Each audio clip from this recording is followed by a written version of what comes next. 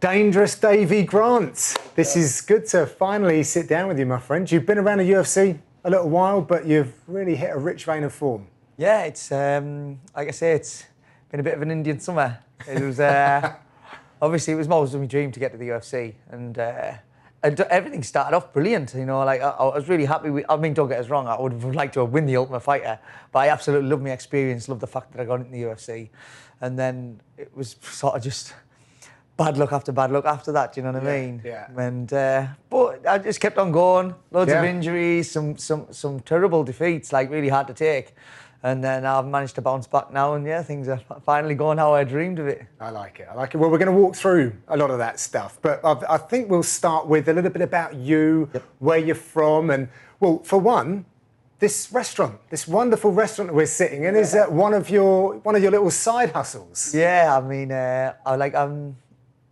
it was crazy how it worked out. I've got some business partners in it, Lee and Ollie, and they own like Sprayclad. This is like a spraying company. So we got together and we were wanting to open like sort of a healthy eating place and stuff like that. And it just ended up turning into a gin and cocktail steakhouse. You know, like we had some good chefs, some good mixologists who we wanted to use, and then it all just spiraled, and then it ended up being this, and like. It's nice. I'm proud to be part of it, and I think we do some really good drinks and foods, and it's always nice to get people in like yourself, John. I don't know whether I should be like interviewing Davey the fighter or the entrepreneur. A little bit of both, I guess. That's the plan, mate. Yeah. I like it. We'll talk about the town that you're from, Bishop Auckland. When I drove up, very green, lots of fields, it's lots of space. Yeah. But what's the place known for historically? I mean, to be fair, it's got a pretty good history because it's got like a big castle and stuff like that, and it's like I say, it's really really small town just on the outskirts of like County Durham, and there's not a lot goes on, to be fair. But it's that sort of little that everyone knows what you're up to and stuff. Do you know what I mean? It's just home. You know what it's like. But I love the fact I like going to the cities. I train in Manchester a lot and stuff like that. And I like going to the cities, but I wouldn't be keen on living there. I like to be like sort of out in the country, and it just suits me better. Any famous people, apart from your good self, that have come out of here? Yeah, I mean, there's a few. We've got, like, Scarlett Moffat. She just lives up the road. I don't know her personally, big celebrity, big in the game. Doing well, definitely. And there's local footballer, Tony McMahon. There's Kurt Warburton. He was an ex-UFC fighter. Yep. And there's a guy called Wayne Jones, and he does the adverts for Frank's Factory Flooring. he's doing well as well. Good. And now you can add your name to that list as well. Hopefully, it'd be nice to get up there. Yeah, I think so. Well, look, I've got to do it immediately because you are one of the most smiley fighters in the UFC. Like, how does a guy as nice and as smiley as you get to be a UFC fighter? I don't know. To be fair, I just I think it's because I love it. I don't know, and I just love even things like this. I love the process of it. I love going to the fights. I love seeing the world. Something I never thought would happen when I started fighting. I just did it for the fun of it, and it's just like, honestly, I feel really humble and really lucky to just be enjoying this and just doing what I love for a living. That nothing really gets me down. I just enjoy every moment of everything that I do. It's like, it's weird stuff I didn't even plan. It was always my goals once I started fighting, but my life just panned out exactly how I dreamed. That I didn't even know what my dream was. I don't know, it's strange, but yeah, it's all working out. Friends and family when you were younger, did they believe in the Davey the fighter thing? I don't think so. Definitely not. Honest. I mean, you know yourself, John. I don't come across as a fighter at all. I'm probably the least expectant guy. Do you know what I mean? I think if you came in and you met me and no one said anything about fighting, you'd probably think that I was soft. You know, and I am soft-natured. Like I say, I cry at movies. Honest, the kids take the mick out of me. Because I have to hide my face when there's a sad bit on, even on like animated films. I don't even have to watch the full film. I just see the sad bit at the end. Or actually, it's more the bit where everything comes together. The happy bit, that's more what I cry on. Honestly, I'm soft as muck like. I didn't think anyone could make me look masculine. Like in this situation. Give me a good run, mate, definitely. I love it. That fighter thing though, where did it come from, and how old before it took a hold? Yeah, so I mean, when I first started doing it, I was like 14, started doing kickboxing, and then in the same gym, people were like rolling around and doing like sort of jiu-jitsu and like, Is this around here? Yeah, it was just it was at a local boxing club. Right. And my dad used to go, and it was one of my dad's friends, Aidan Connor, who was like, he was the coach. And my dad was like, oh, do you want to come and do some fitness? Because I did like karate when I was young, but it never really worked out. In fact, looking back, I think I was only 8-year-old when I did karate. And obviously that was the big thing back then, wasn't it? The Karate Kid movies came out and stuff like that. So I went to a karate gym and then got my yellow belt. Knew all the team I needed and everything. Yeah, I thought I was the boy. And then it was like, right, you're a yellow belt now, because there was a class for the white belts and then a class from yellow to black belt. Right. So then I was in the advanced class. And then we had to start sparring and things like that. And I was like 8-year-old, and the gloves, they were thinner than the gloves what we wear in the UFC now. Oh, you were wearing gloves back then as well? Yeah. Interesting. And then we had to start sparring, and then I started to get punched in the face off, like, and I remember once, it was actually the coach, right? It was his wife, and she was a black belt, and she used to beat me up bad. And I look back, and I was only 8 years old, and really, it was sort of like child abuse, you know? And I just thought, you know what it is? I'm nowhere near tough enough for this fight game, and I wrapped it in. And then never got back to it to martial arts till I was like 14, and then I started kickboxing, started doing Japanese jiu-jitsu at first. Okay. Had a few grappling competitions and a fight back when I was like 15. It was like there was still people smoking in the pubs and stuff. I was like 2002. It was like in a ring. Total Combat, one of the the Total Combat show. Yeah, I think it was so. like really long running. So 2002 in February, a fight in the ring. I got beat, and then just hit and miss training for the next few years. I enjoyed my teens, and I wasn't really too into anything. Still dotting about playing football and stuff, and then started back doing martial arts competitively when I was like 19, 20, I think, and just ended up being really good at it, better than what I even thought I was, and it just all spiraled from there. And I just kept on going and just taking it more and more seriously, and then, like I said, it ended up being just my full-time job. I remember from speaking with you many years ago, I followed your career for a long time, and I actually commentated on maybe the first title that you won. I'll come on to that slightly later in this conversation, but I do remember you travelling a lot to get training, which showed a real dedication. But can you give some perspective on how far you were travelling, how many hours, in order to get like decent coaching? Oh God, I was travelling way more time than I was training. So like when I was at the gym, I'd sort of started at, and I was dotting about in the northeast, and I just didn't feel like I was getting what I needed. I felt like I needed more. And Kurt Warburton, he was one of my main stable training partners, and he started training at the Wolf Slayer, so that was like maybe 2.5 hours drive. And that's Liverpool way, right? Yeah, like Widnes, just outside of Liverpool. Okay. So, and then he was going down there, so I wanted to go down with him. He said, okay, that'll be fine. So we were going down. And I remember like my first time on the mat, there was like Michael Bisping, Rico Rodriguez. There was like, I don't know if Rampage was there or not. It was there. And someone was coaching the session, and they were like, right, do this, this, and this, as if I should know this. And I was like, oh my God, I am so out my depth here. I didn't have a clue what they were on about. But Sink or swim. Yeah, and I'd never really done technique before. Up here, we were like, just rough. We used to spar, stood up with boxing gloves on, or we used to roll, and then we used to do fitness circuits. Right. You didn't even do, there was no middle bit, there was no wrestling. How'd you get it to the floor? There was none of that. It was just be fit and be hard, and then sort of hope you win fights. Yeah, you know what I mean? We didn't even know about looking techniques up. I don't even know if YouTube was a thing back then. I don't think it was. You know what I mean? So we just sort of like, you did well if you were like athletic and tough enough. A lot of the other gyms were like, they were pretty, a little bit more advanced than us, but still nowhere near to what I was getting down the Wolf Slayer. It was just different level. So I knew where I needed to be. Yeah, that was the gym at the time. I think in the UK, everyone feared. I mean, Bisping was like the most decorated UK fighter of all time. Yeah. He's top man. And I remember being like starstruck. Like, oh my God, I can't believe I'm in the same gym. And I remember once, it always sticks out, he'd been watching me spar and stuff, and then he was like, coming on you, you're looking good. And then once he was sparring, he's like, hey you, come here, as if like, and he wanted me for a round. I think he called me the whippet. He said, come here, because I must have been like moving around fast. And he pulled me in the cage to do a sparring round with him. How did that go?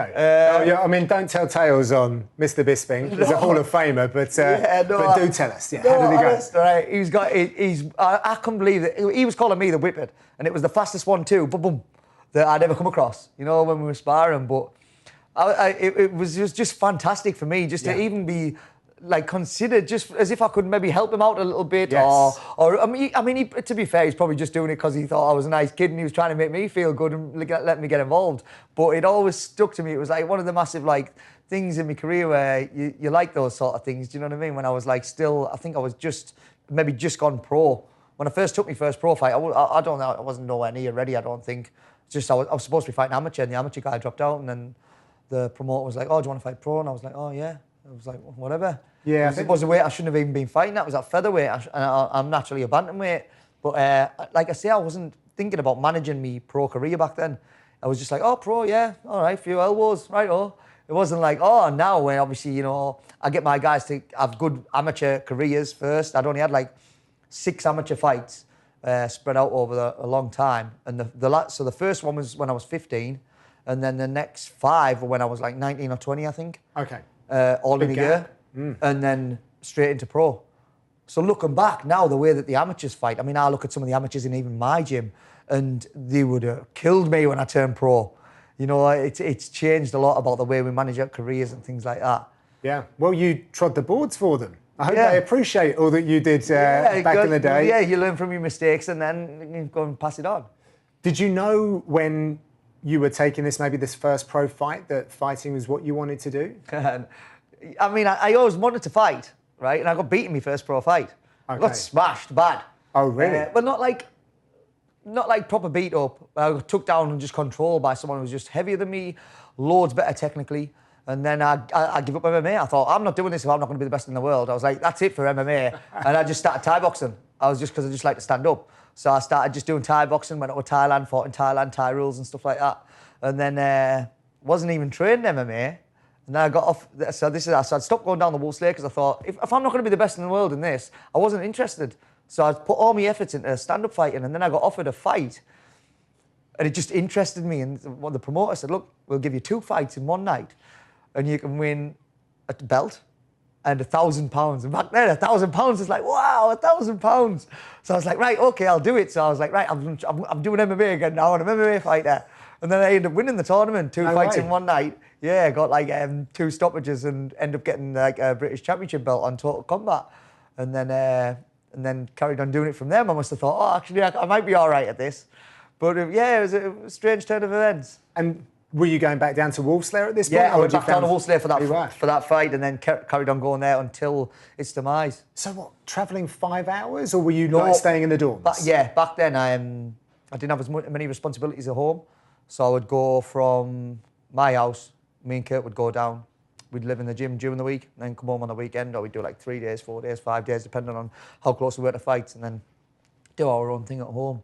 And then what happened was, obviously the Wolf Slayer, it sort of just, it just fizzled out, and everything went a bit sideways. So we were back training up home for a bit, and we had a great team in the Northeast, fantastic team. I mean, some of that, like Alex Enlund, Ryan Scorp, Tommy Quinn, there was like Cole Fletcher, James O'Huron, Phil DeFries, Andrew Fisher, Ryan, Roddy, Kurt, Ross Pearson when he was home. Liam James. Yeah. Like, honest, it was like... You guys were feared. You guys were feared. It was like, honestly, you couldn't have got better rounds. And we all got together, so none of us were fighting each other. Mostly different weights anyway, but good training partners. Is this the pit or something? The fight pit was where we used to spar. Okay. We called ourselves NEVT, so it was North East Valley Judo. That's the one. And Pete Irvin took the reins, and Pete Irvin coached the full team. And then everything was great. Honestly, it was like, I was travelling maybe 40 minutes a day. So it was perfect. It was like everything, because I was still home to my family every night, and it was brilliant. And that sort of started to go a bit funny. Pete left, and then the team was still sort of together, like split in different ways, and I thought, this is not what I need. And so I started training at SPG Manchester under Carl Tanswell, and that was a massive eye-opener. Carl was like, I always look at Carl as one of my top coaches, because I got so much from him. He was so inviting to the gym. He helped me so much, and he was like a little, like, Jedi of MMA, it was newfound stuff. It was he was always seemed to be ahead of the game, and I loved training down there. And I used to stop down there usually twice a week, so travel on the Monday, travel back on the Tuesday. Newcastle and Manchester are still a couple of hours away? Yeah. Oh yeah. So it was still like 2.5 hours. Right. And then a lot of the time, once I bought 3 months worth of train tickets up front. one of my sponsors, actually my business partners in Cavellos, who owns Sprayclad, they funded me. They said, look, we'll buy your train tickets so that I didn't have to drive. So I was going to and from every single day by train.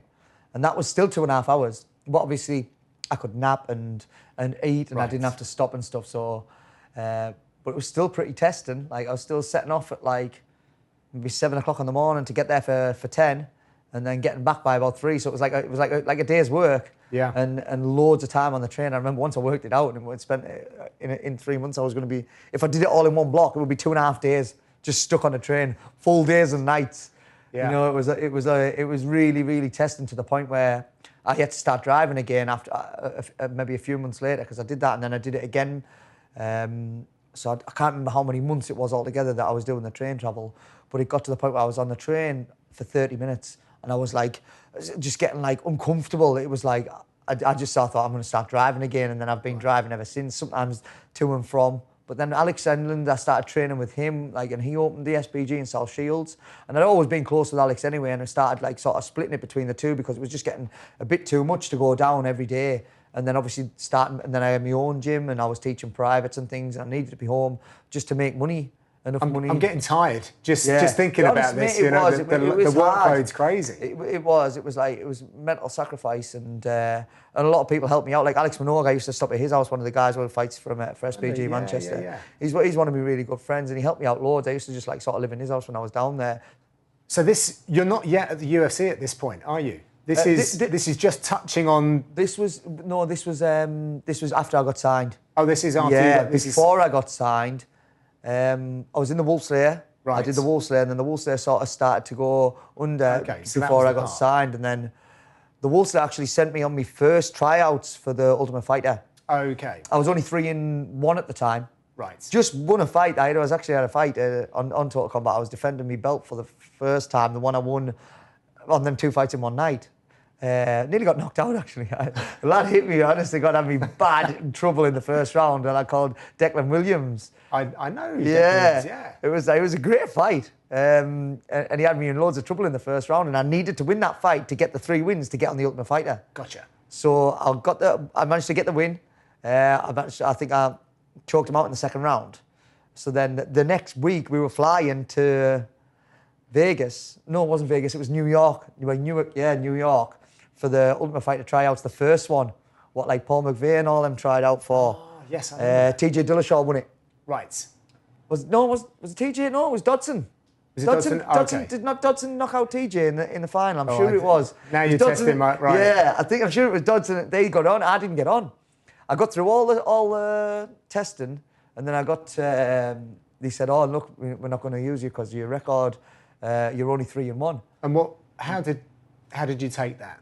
I was like, right, okay. So the Wolves said, right, look, we need to go and get some more fights, get some more wins. Simple as that. So I was like, right, okay. And then I went and won another 5 or 6 fights, all by stoppages. Yeah, and this is the thing, because just rewinding a bit, you were saying about going to Thailand, you were just focusing on your stand-up. Yeah. It's a mental glance at your record. I remember you being a submission guy. Yeah. Like everything up, all of your wins up to the point where you went to like tough team rounds. I'm pretty sure maybe apart from one. I'd never gone the distance really until when I got to the UFC. Right. And what used to happen, I got like sort of a reputation for being a submission guy, but I used to try and beat people up, stood up. Used to try and take me down. I'd stuff the takedown, end up on top and sub them. Right. That's how a lot of things went. So I was like, I was nifty with my submissions, but I always classed myself as a stand-up fighter. It's what I preferred to do. I think it was a bit hard to prepare for. I know they were saying that. Ronda Rousey and her team were saying that because they were in the opposite corner to me. Right. On the elimination fights. Yeah.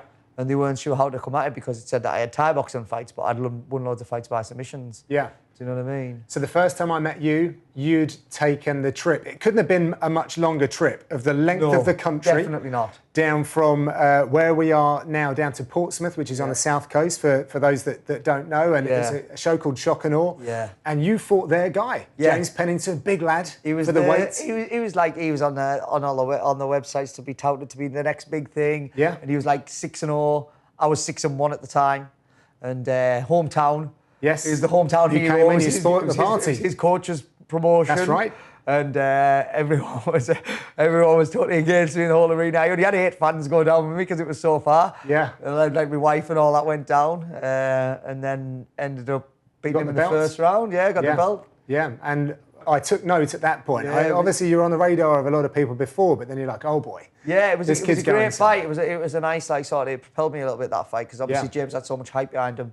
And rightly so, he was a great guy and a good fighter. And I went and trained with him afterwards. Brian Adams actually asked me down to go and do some training with the guys. Very cool. That's and what I got on well with the team. Yeah, and mates ever since. And then I think it was a fight, and then you did the Ultimate Fighter experience. So let's talk about that. First of all, did you enjoy it? Loved it. Honest to God, absolutely loved it. I know most people come off saying that it was like getting cabin fever and stuff, and it was a little bit like that at the end. But I was like, ever since I watched Bisping on The Ultimate Fighter, right? I watched it and I was like, I want this. And you're so different to Michael. Yeah, totally. And just after seeing it, I love the fact that people were like analysing me. I love to be analysed and like even critiqued. So because I want the best out of myself all the time. And so if people are watching me saying, right, he's good at this, I want him to do this, or we want him to fight him, and I love that side of it. Getting over, obviously it's the UFC, it's the Ultimate Fighter, being in the house, and just the whole, even the torment of it, everything. I just really, really enjoyed the whole makeup of it, and it was one of the best experiences in my life. That's great. No 2.5 hours drive to training. No, that's it. It was fantastic. You know, it's like just living the life. We had any food we wanted. I could wake up, have a little stretch, a little swim, go and train, come back, have a nap. Warmer than here. Yeah, it was lovely. Sometimes it was like 55 degrees. Oh, too hot. I remember when we were in Vegas. Surely that was too hot for you. Yeah, I remember warming up the first time we trained in the gym, and it was like someone had put a hairdryer in my mouth. You know, it was like so dry. It was crazy. What was your standout moment from that series? I mean, probably the Martinez win to get into the house. Okay. Because I remember on the elimination fights, it was run like a show. And me and him were like main event.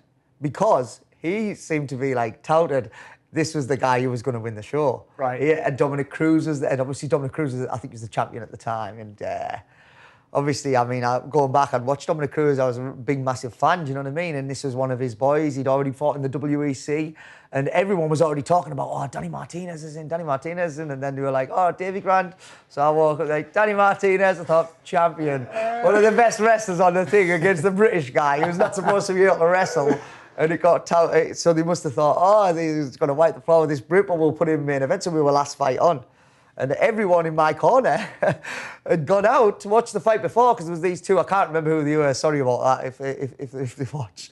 But there was two girls on. I can't remember who it was, but they were big names. So everyone had went out. So I'm just in the change room on my own, ready to get ready for this fight. Yeah, against this Danny Martinez. And then I went out and put in a great performance. Got a really, really good finish. I was really chuffed with the submission, and that was like maybe it's because it felt like the odds were against me, that seems like the most standout moment. Now, your career has been littered with a few highs and many lows as well. Yeah. I think actually if you open up the English Collins Dictionary, unlucky, somewhere in there's Davey Grant. Yeah, by picture. I'm thinking, but it still has a smile on its face as well. That's it, mate, yeah. Can you indulge me for a second, but can you just list the injuries? Because there's a few of them, and they're pretty gnarly ones as well. Yeah, and the worst thing was, I just had niggles all my career until I managed to get to the UFC. And then I got to the UFC, I got signed after I got beat in the final off Chris Holdsworth. Hats off to him, great performance. And then a couple of months later, I finally got me fight in the UFC because Dana came in the change room to say, look, you did well. I was like crying and stuff. I was absolutely devastated. He said, look, we're still going to sign you. So I was absolutely over the moon with that, but still good about losing the fight. Of course. And then I got to fight on a UFC O2 London. And it was like, oh my God, this is like, so right, that's gone. Dreams come true, fighting in London. Got to the hotel. This is the first night in the hotel. And did a little bit of training. Thought, oh, my knee feels a little bit funny.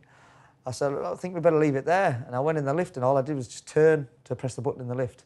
And my knee just blew out. And I was like in agony. My coach wasn't there at the time. I had all the pads and everything. And I had to hobble to the room before anyone saw me. And then it went all right. And I was like, what the hell? What's going on there? And then every couple of steps, it would blow out. And then it was all right. And I was like, oh my God, what's happening?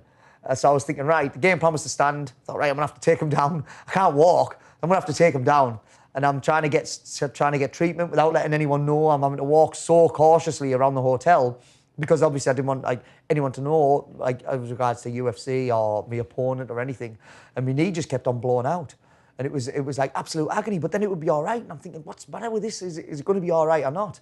So in the end, I thought, right, just make weight, tell them, look, got a bad knee, I'm going to have to strap it up, I'll be fine. And then I was just going to try and take the fight. And they said, look, what you're allowed to do, you're allowed to use so much tape, and then it has to be like neoprene sleeve over it. I said, right, okay. And then they said, but we want you to get a scan straight after the weigh-ins. So I was like, right. So went to the weigh-ins and then got a scan. I wasn't sure if the scan was going to show anything because I could be in no pain at all. And then it would twist a funny way because it was the meniscus in the end. Right. So the meniscus, when it was twisting, was flapping over, causing loads of pain. Then my knee would go back and it would feel all right. So I wasn't sure if the scan was going to say anything, but in the end, they said, oh, you blew your meniscus. Yeah, you need to get surgery and you can't fight. So I was absolutely devastated. So close. Yeah. Was it fight day? Day before? The night before. Night before, just after the weigh-in. So I was like thinking, oh, yeah, I'm going to, because this is your first chance. And like after the Ultimate Fight, you get your fight, and then usually you probably go a different route if you get beat. So I was thinking, what's going to happen here? So, but they said no. They paid me my wages, paid for the surgery, did everything. Like I say, the UFC has been so good to me that I can't thank them enough. I really can't. And I'd been training. I just got back in training after blowing my knee out 2 weeks, and I blew every single ligament in my ankle and another injury in the gym. And I didn't even dare tell the UFC. I thought, oh God, I've cost them loads more in surgeries here within a few months than what I've even paid. I've never even fought yet properly, you know. And so I didn't dare tell them. And in the end, I was still training on this ankle that really I should never ever been trained on. That the physicians said, we don't even know how you've been walking on it. Never mind training. I was just trying to like build myself back up. And then I got offered another fight. But I said, look, my ankle's funny. I'm gonna have to get a scan. So I got a scan and they said, look, there's no way you can fight. So it was another surgery. So I rang the UFC, said, look, get in with whoever you want, the best surgeons and everything, get your ankle sorted. They paid for another surgery for me. So by now I'm thousands of pounds in debt to the UFC. Obviously, well, not to give back. I know what you're saying. But it made me feel like, God, they're going to think this guy's not worth anything here. And I managed to get healed back up. There was a long and a really monotonous injury, that one. Like 6 weeks I was non-weight bearing on my ankle. So I had to get my balance and everything back on it. Been back training a few weeks, and then I did my neck, and my neck was even worse than my knee and my ankle. Mate, so that was 3 of the worst injuries I've ever had. It was all in a row, and it ended up spanning over 2.5 years. And that was the next time I stepped in the octagon. And so it was like from going on a massive high and loads of hype behind me off the Ultimate Fighter and things like that. And you know what it's like in the MMA game. It's like you're only as good as your last fight, and everyone's on to the next one straight away. So 2.5 years, no one even knows who I am. Where was your head at with regards your career ambitions? Look, I knew, I was thinking, look, I have not tried this hard to get to the UFC to let this stop me. A lot of people were like, God, you've done well to come back from that. But it wasn't even in my mind to be like, oh, you know, I'm done with that. It's like the UFC stood by me all them years. And like, honestly, I felt guilty that I couldn't even fight for them. And Sean Shelby was like, look, Davey, it's all right. Look, people, this happens. You know, he was like, don't worry about it. And I'm thinking, oh, I've got to tell them I've got to have more time off. I didn't even want to tell them about the injuries. And he was like, look, it's cool. Don't worry. Get yourself fit, and then we'll get your fights. How are you supporting your family? Because I would imagine you've got 1 or 2 kids by this point as well. So I had 2 kids. Right. And my wife's father, he runs a really successful marquee company, and he was my main sponsor at the time. So he was giving me a wage each week to just focus on being the best MMA fighter that I could. Yeah. And then so my dad owns a weightlifting gym, Grant's gym. Right. And he was helping me out as well. So those 2 got me through all that, and I can't thank them enough for it. I really can't. You know, it was like obviously no money coming in, and you need things to live. You know, you got to eat and feed the kids. And my wife works full time, so she was the main breadwinner mostly for all of my entire career. As soon as I give up work, you know, like so I used to be a scaffolder. Yeah. And then not an easy trade. No, not at all. Doesn't really go too well with the training, I wouldn't have thought as well. You get a bit banged up. Obviously, it's like hard work, you know what I mean? And it was long days. But yeah, so once I give up work, she's been so supportive. She's been me rock. all the time, always stuck with me. Everything I've ever done, anything I've gone to, like ventures and things like the restaurant and stuff like that, my MMA career. It's been fantastic to have someone like that who wants the best for you and just wants to see you go and follow your dreams. Yeah. Right by my side. I love it. What was it like for you and probably for your family as well when you did finally step back into the octagon and get to like exercise these demons? That was it. It was like, I remember just being absolutely buzzing. Just like I say, fight week, I'm happy anyway. You know, even I'm on low calories, I'm cutting weight and stuff, and I still can't wipe the smile off my face. And I love it. I just love that you get put up in a proper nice hotel. You know, like nice hotels that I'd never stopped in before in my life. Do you know what I mean? And I just loved every minute of it. And everyone was like, "Oh, do you not think it's gonna?" I was like, "Look, ring rust is just a made up thing. It's in your head. What's the difference between like turning it on in the gym to in the cage? There's nothing unless you let it bother you. You know what I mean? So I made a point of, look, this will not affect me. There's no such thing as ring rust. It's just an excuse people use when they haven't been in for a while. Do you know what I mean? And then it ended up being a really good fight and start to get like a little bit of momentum back. Yeah. Sorry to drag it back to more upsetting moments, but you mentioned earlier Carl Tanswell. Yeah. A very big figurehead in UK MMA, an extraordinary coach who is sadly no longer with us. Yeah. Something else that you and your teammates at SBG Manchester and further than that had to deal with as well. How tricky was that for you guys? Yeah, it was a really bad time. It was hard, especially. I mean, I'm so thankful that all the team, we all sort of stayed together and all pitched in, and Matt Inman like took on the role of head coach, does a fantastic job now. I love Matt to bits and he's always there for us. It was obviously I'd say boots to fill and he's doing fantastic. So it was just you just got to sort of deal with these things. You just do the best you can, and it was like everyone who we trained with, everyone just chipped in and we managed to like sort of to ease the pain slightly. I'll never forget being like cage side commentating. You'd always hear Carl. He'd barking the instructions. Carl, I got to say, he was ahead of the game. He used to go to acting lessons to learn how to project his voice properly. Did he really? Yeah. Well, it worked. Yeah, because so you could hear him. I remember once I was working on like some spinning techniques and stuff like that. So he brought in like this dancer who did loads of spinning moves to tell me how, look, this is the way how you spin properly and keep your balance and this and everything. It was always like I say, ahead of the game with everything. And like acting lessons to project his voice properly so you could hear him over anything else when you're fighting. And there's so much like noise going on. Chaos, yeah. Was there anything that he has said, like a motto or something that you've taken with you from your time with him? I've got millions. Honestly, I find myself saying the same things as what he said to me all the time.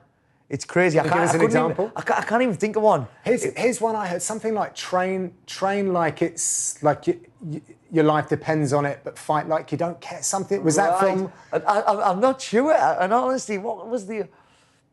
There's a one. It was up in the Manchester gym. It was on one of Stapes' walkout flags. I can't remember what it was.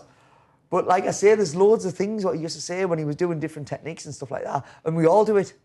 We all do it. Like me, Alex, Matt, Stapes, Saul, we all say things that Carl used to say. Honestly, is legendary. He's hopefully going to live on in all of us, and then we can pass it on to our students. Yeah, yeah. So you've taken all of that wonderful knowledge that you've acquired from travelling around in all of these different places, and you're now in a rich vein of form. This is pretty crazy that it's come together when it has. Was there any point that you thought, maybe I should just walk away? Because you got other things going on in your life as well. Yeah, I mean, I wouldn't say there was any point that I thought, no, I'm going to walk away.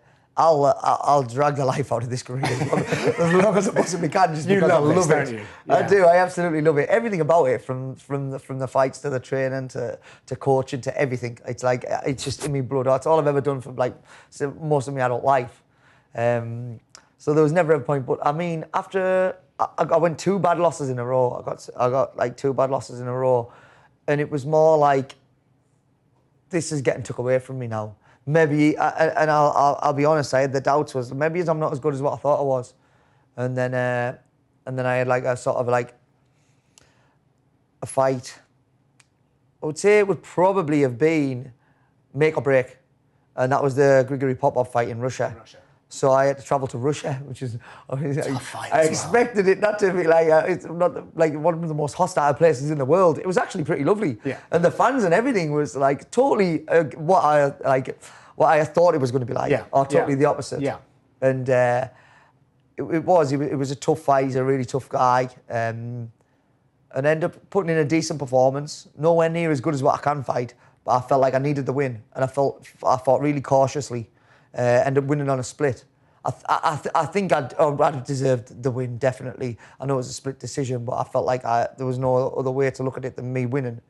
And that sort of was like, right, okay, we're back in the game. Yeah? And then the Fight Island fight came up. Right. Sorry, when you say, is there a specific change in your approach at this point now? Yes. Right. Massively. Okay, carry on. Sorry. Massively. So the Grigory Popov fight, it was like make or break, and I was really cautious. I needed my job. So I needed to win. So I played it safe. I didn't fight how I wanted to fight.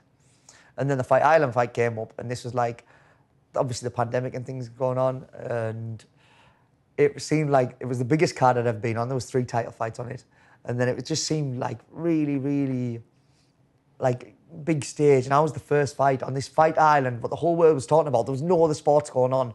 And I was coming off a win now, and I thought, you know what it is? I can just fight like how I want to fight now. Sometimes you want to feel like you've got a foot in the door to go and perform, because I want to fight risky. That's how I want to fight. I want the big fights, I want the exciting fights, and I want people to be like, win or lose, I'm coming to go at it in a bloody war, and I will thrive on it. Do you know what I mean? And that's what I love, and I thought, that's what I want. And I managed to get my jaw broke in the first round, not planned. Do you know what I mean? No. Not planned at all. But even when I was in the fight, I was like, this is what I want. This is what I came for. This is how I want to fight in the UFC. This is how I want to be remembered. I don't want to be remembered as a guy who won fights being cautious. I want to be remembered as the guy who came at it, put it all on the line. If I get beat, I get beat. I'm not bothered. I'm there to entertain. I'm there to fight. And I'm there to have the type of fights that I find fun. And when you drag it into a war like that, that is when I sort of excel, what I enjoy. There's only a few times in a fight that I've actually, in my mind, it's gone, yes, you know what I mean? Because usually you're just focused. And then there's been a few times, just a couple of times where just in my head, that's happened, where whoever's been stood in front of me, it's just be like, go on, no guard. We threw a few shots and I thought, fucking yeah, this is what we want. And yeah, that was one of those fights.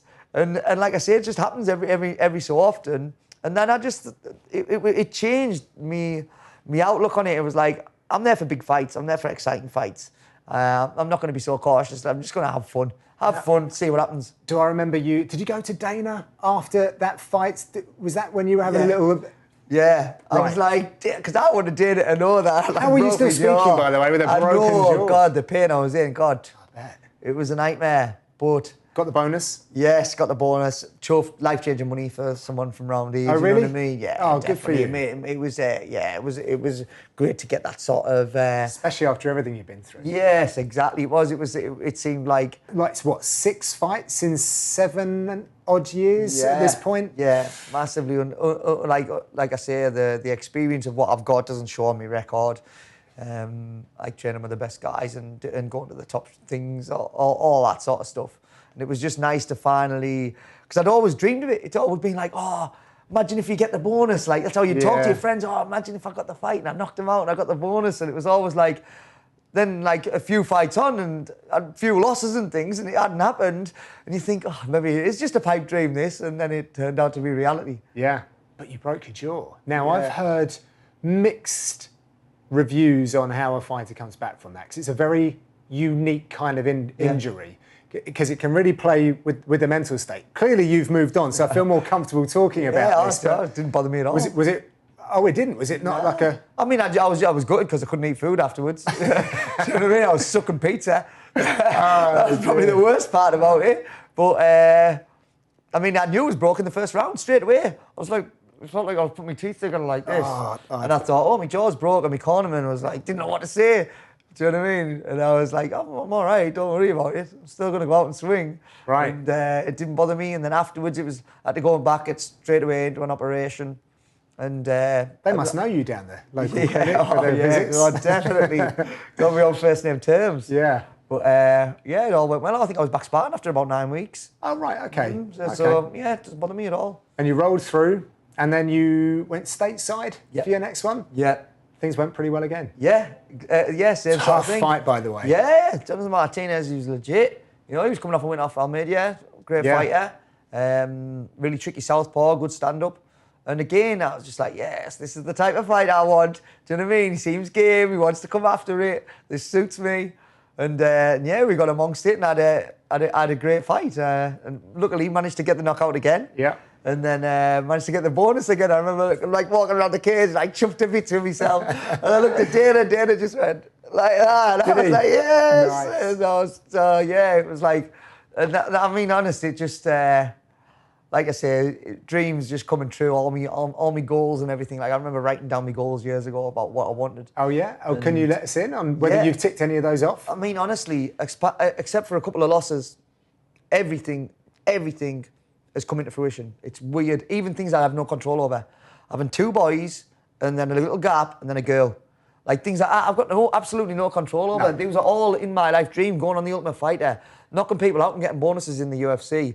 I want a little bit different. I wanted to open a food place. It's an Italian steakhouse and gin and cocktail bar, but it's close. Yeah, do you know what I mean? And like my own gym with a separate workout areas and everything is. I remember being 10 years old, right, and I was playing football, and one of my coaches, his son, was playing on our team, and I used to think, I want to be a football coach when I'm older, and I want to coach my son's team. And then I do that as well. Oh, you're doing that on top of everything else? This was when I was 10-year-old. I knew that I wanted to coach. I was already like, I don't know, it's weird how things turn out. It's like, I don't know, the powers of the universe or whatever, but it all just seems to be happening. You know, I feel like I've put the graft in, I've earned it. I think and so. A little bit of luck along the way, guaranteed. You know what this sport's like. So yeah, I thank me lucky stars, I really do, and that's why probably why I walk about smiling all the time. Yeah. Well, I'm going to let out a little secret now. You turned up. I'm talking about bonus money here for a second. That's maybe a little bit personal when talk grubby money, but trying to interested in what a man like you spends that great wealth that you're afforded from these bonus checks. You turned up in a van. Yes. It wasn't like you rolled up in a brand new Range Rover or a Lamborghini. No, mate, I'm humble. I've got the Ford Transit van. keeps the country going, as they say. Mate. It's like, it's just, like I say, I spend so much time with my kids, and my 2 boys are riding motocross bikes. Right. And we needed something to get around. So the missus drives around in the car, I drive around in the van, and it helps me to go to the cash and carry, get the pops in for the things, and the boys come in with the bikes, and then it's just so handy. Yeah. That I didn't think I was a van type of guy when I got it, and then now I love it. I don't know if I'll get anything different, to be honest. This is brilliant. This is brilliant. You do have a fight coming up. Yes. It is a rematch with Marlon Vera. Yes. What do you think of that? I mean, I was absolutely chuffed to bits with the fight. Obviously, he's since we last fought, he's been on a great run, and he's ticked off some great names and got himself up into the rankings. I mean, best of luck to him. Because you're 1-0 in the series at the moment. Yeah. Do you think that plays anything? 'Cause it's a long time ago. Yeah, it was a long time ago. I'm not thinking about that at all. I'm just treating him as another opponent. You know, it's nice to know that I've got a win over him. And it was talked about a lot to people, like. When I was getting other fights, he's got to win over Chito Vera because he went and did so well afterwards. And anyone a fight, whether I'll beat them or get beat by them, good luck to them. You know, we all out to do the same thing. You know, it's a hard game. We all want to make some money and have a good career. And I wouldn't begrudge anyone on that. Do you know what I mean? It's a fantastic fight for me. But it propels me in the rankings if I go and get the win, and I can't wait. It's an exciting fight. What are the aspirations at this point in your career? So at the moment, I mean, keep ticking off the wins. I want to hopefully break into the top 15, then break into the top 5, and then get a title shot. I'm not getting any younger. You know, it's like I realise that biologically, I still feel like I'm not the best I've ever been in my life, experience-wise, technique-wise, and I still feel like biologically I'm still fast enough to compete with all the guys. So I need to fast track it. I need to try and get some big wins in this next year to get into title contention. You know, and if I keep knocking them out, like the last couple of fights, which is obviously the plan, that's always my plan. If the submission comes, the submission comes. If you have to grind out a decision, you have to grind out a decision. But I'm going there to knock people out. That's what people want to see. That's what I want to do. Those are the type of fights I want to be in. So I'm hopefully going to keep doing that and work my way to the title. that's the be all and end all. And if you're not in this game to get the title, what are you in it for? You know? Yeah. I believe you. Yeah. You said that with authority as well. Yeah, that's it. Yeah. I think. And have you written that one down? Yeah, it's always been there. And it's like, the goals, they come and go. And I've had them written down, I've had them pinned on my wall, everything on my phone, all sorts of different things. Just reading a book that one of my old coaches put me onto. What was the book? It was, I can't remember what it was called. Oh, I really can't. that's the missing ticket for me. This is what I need. It might have been Goals. I can't remember. Surely that's a football magazine. No. You're going to have to message me that one because it's a formula that's definitely worked for you, Davey. It was just like, just trying to put everything into practice and that. But loads of different things like The Secret and all that sort of stuff. And like my mum's really big into all that sort of positivity and the powers of the universe, everything like that. And I think you just got to, and then obviously you can't just think about it. Then you've got to go and put the hard work in, and then you've got to know the right people. You've got to have a stroke of luck and stuff. Yeah. And hopefully things start working out. Well, listen, it's been brilliant watching your career, and I turned back the clock to when I was first coming up as a commentator, and I got to meet you all the way back then, and just seeing how the opportunities, because of injuries, they were sort of passing you by, but you're making up for lost time now. Another big fight for you. Yep. I wish you all the success. Thank you very much, John. Thank you for sitting down with me today. No worries. Cheers, mate. Thank you. Cheers. Cheers.